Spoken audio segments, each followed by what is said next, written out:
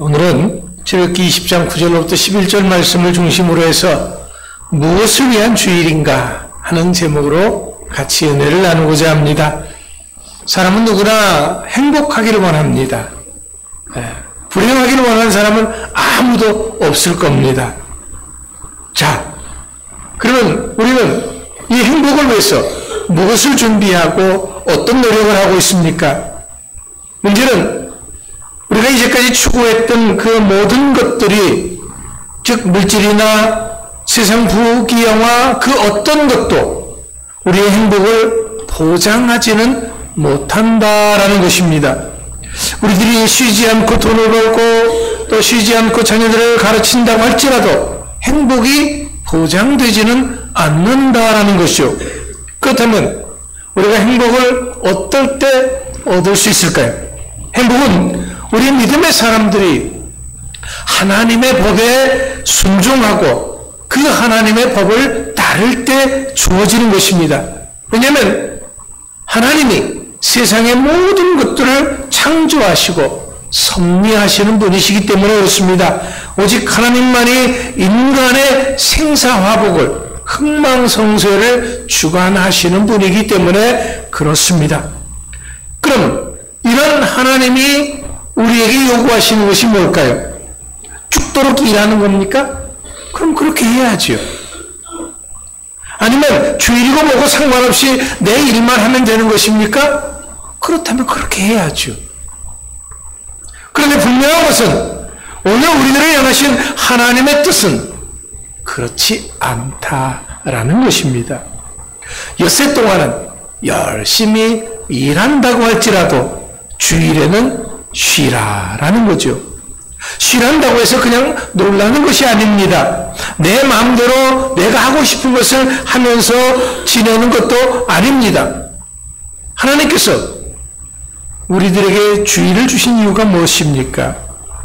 하나님께서 우리의 날들 가운데 하루를 빼앗아서 하나님의 마음대로 요리하시기 위해서 결코 그런 것은 아닙니다. 이 날에는 하나님의 거룩하심을 사모하라는 것이죠.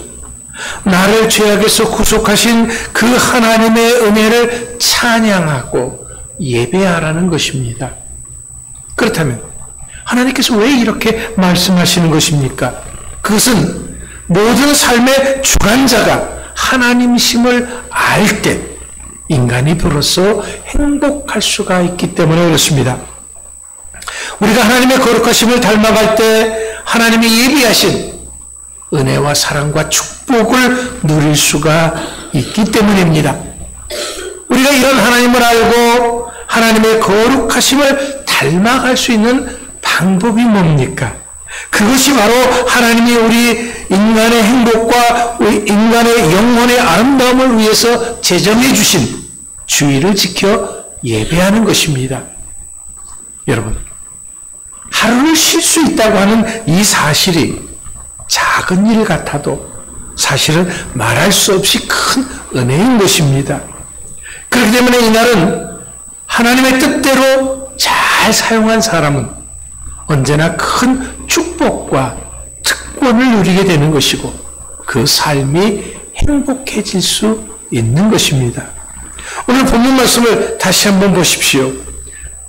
출애굽기 20장 9절로부터 11절 말씀. 엿새 동안은 힘써 내 모든 일을 행할 것이나 일곱째 날은 내 하나님 여호와의 안식일인즉 너나 내 아들이나 내 딸이나 내 남종이나 내 여종이나 내 가축이나 내 문 안에 머무는 객이라도 아무 일도 하지 말라. 이는 엿새 동안에 나 여호와가 하늘과 땅과 바다와 그 가운데 모든 것을 만들고 일곱째 날에 쉬었습니다. 그러므로 나 여호와가 안식일을 복되게 하여 그 날을 거룩하게 하였느니라. 네, 옳습니다. 우리를 향하신 하나님의 분명하신 뜻은 안식일을 지키는 것입니다. 하나님을 찾고 예배하는 것입니다. 하나님의 사랑을 다시 한번 상기하는 것입니다. 미국 서부 개척 시대에 있었던 일입니다. 지금도 우리가 LA 쪽에 관광을 가다 보면은 이렇게 탄광이라든가 또 사금을 캔 금광이 발견됐던 그런 마을을 이렇게 구경할 때가 있습니다. 이 캘리포니아 강바닥에서 사금이 나온다는 소문이 떠돌자 동부에 살던 사람들이 앞다투어 서부로 몰려들기 시작을 했습니다. 실제로 많은 사금을 캐내어서 큰 부자가 된 사람들도 눈에 띄게 늘어났기 때문에 서부로 향하는 개척자들의 마차는 날이 갈수록 늘어났습니다. 어느새 서부는 활달한 젊은 개척자들의 꿈이요 희망이 땅에 든 것입니다. 서부로만 가면은 굶어 죽지 않고 풍족한 생활을 누릴 수 있을 것이라고 하는 기대를 가지고 온 가족이 함께 이주하는 경우들이 많이 있었습니다. 그 중에는 풍족한 삶 그 이상의 욕심을 내는 사람도 있었습니다. 그들은 남보다 더 많은 사금을 채취하기 위해서 남보다 더 빨리 억만장자가 되겠다는 그 욕심으로 동부에서 서부까지 그 먼 길을 쉬지 않고 달렸던 것입니다. 처음에는 몇 집씩 무리를 지어서 사이좋게 여행을 하다가도 불현듯 욕심이 발동하는 사람들 때문에 다툼이 일어나기도 했었습니다. 어린아이들과 부녀자들을 위해서 좀 천천히 가자는 사람도 있었습니다. 늦으면 사금을 다 빼앗기게 되니까 서두르자고 하는 사람도 있었습니다. 그래서 이제 의견들이 나누어지니까 이렇게 함께 가던 사람들이 무리를 이탈하는 사람들이 생기게 되었습니다. 하지만 존이라고 하는 독실한 그리스도인은 그러한 다툼에 끼어들지 않았습니다. 그런 아내와 어린 자녀들을 위해서 되도록이면 천천히 마차를 몰았습니다. 뿐만 아니라 주일에는 마차를 멈추고 하나님께 예배드렸습니다. 하루 종일 충분한 휴식을 취했습니다. 이렇게 몇 달 후에 존의 가족이 목적지에 도착을 했습니다. 그런데 앞다투어 먼저 갔던 일행이 아무도 보이지 않는 거예요. 다른 곳으로 옮겼을지도 모른다고 생각하며 그들은 정착하여 사금 채취를 시작했습니다. 그런데 며칠 후에 일행 중에 몇 명이 도착을 했습니다. 그들은 지칠 대로 지쳐 있었습니다. 그들의 말로는 황금의 눈이 어두워져 씩도 모른 채 무리하게 마차를 몰아서 말들이 죽었고 과로로 많은 사람들이 병들었거나 죽거나 또한 포기했다고 하는 것입니다. 겨우 목숨만 부지한 생존자들은 이제 삶의 의욕마저 잃고 있었습니다. 그렇습니다. 쉬지 않고 달린다고 해서 빨리 도착하는 것이 아닙니다. 우리가 주일까지 쉬지 않으면서 돈을 번다고 해서 더 많이 모으고 더 잘 살고 더 행복해지는 것은 결코 아닙니다. 주일 예배를 빠뜨리고 놀러 다닌다고 해서 그 가족이 행복이 더 확실하게 보장되어지는 것은 더더욱 아닙니다. 실제로 구소련에서는 기독교를 말살할 생각을 했습니다. 그래서 주일을 못 지키게 하기 위해서 7일 일하고 8일째 쉬도록 했습니다. 그런데 문제는 생산성이 오르지 않는 것입니다. 사람들은 지쳐 쓰러지고 일을 제대로 못하는 것입니다. 그래서 결국 6일 일하고 7일째 쉬도록 했더니 생산성이 다시금 향상이 되어지고 좋은 결과가 나오더라라는 거죠. 결국 소련에서는 일주일 패턴을 바꾸는 것을 포기했습니다. 하지만 사탄이 이걸 모를 리가 없습니다. 그래서 사탄은 사람들의 마음속에 또 다른 계획을 세우게 했습니다. 이전보다도 더 교묘한 계획을 세운 것입니다. 그것은 5일이라고 이틀 쉬는 거죠. 처음엔 사람들이 일하는 것보다 쉬는 것이 좋으니까 좋아들 했습니다. 기독교인들도 일하는 데서 벗어나서 마음껏 이제부터는 주의를 지킬 수 있으니 감사했습니다. 생산성도 더 오르고 모든 사람들이 좋아하니까 그렇게 하게 된 것입니다. 그런데 문제는 다른 데서 터졌습니다. 쉬는 시간이 많아지니까 사람들이 놀러 가는 것입니다.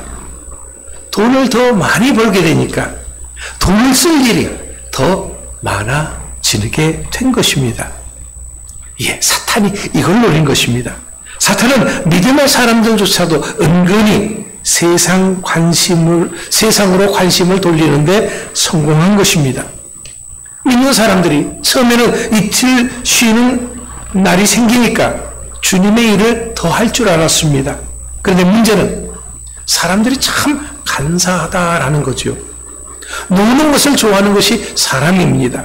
그러다 보니까 점점 세상으로 향하게 되고 주님으로부터는 멀어지게 된 것입니다. 마태복음 24장 37절로부터 39절에 보면은 마지막 주님이 오실 때가 다 되었을 때의 사회의 모습에 대해서 얘기를 하고 있습니다. 특별히 38절, 39절에서 이렇게 이야기를 합니다.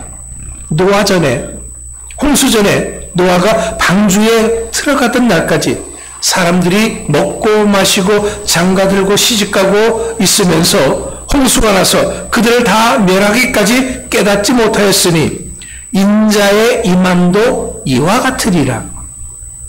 무슨 말입니까? 마지막 때 이야기를 하고 있습니다. 먹고 마시고 장가들고 시집가는 것이 결코 잘못되었다는 것을 말하는 것이 아닙니다. 단지 사람들이 여기에만 빠져서 하나님의 역사를 깨닫지 못하였다는 것이죠.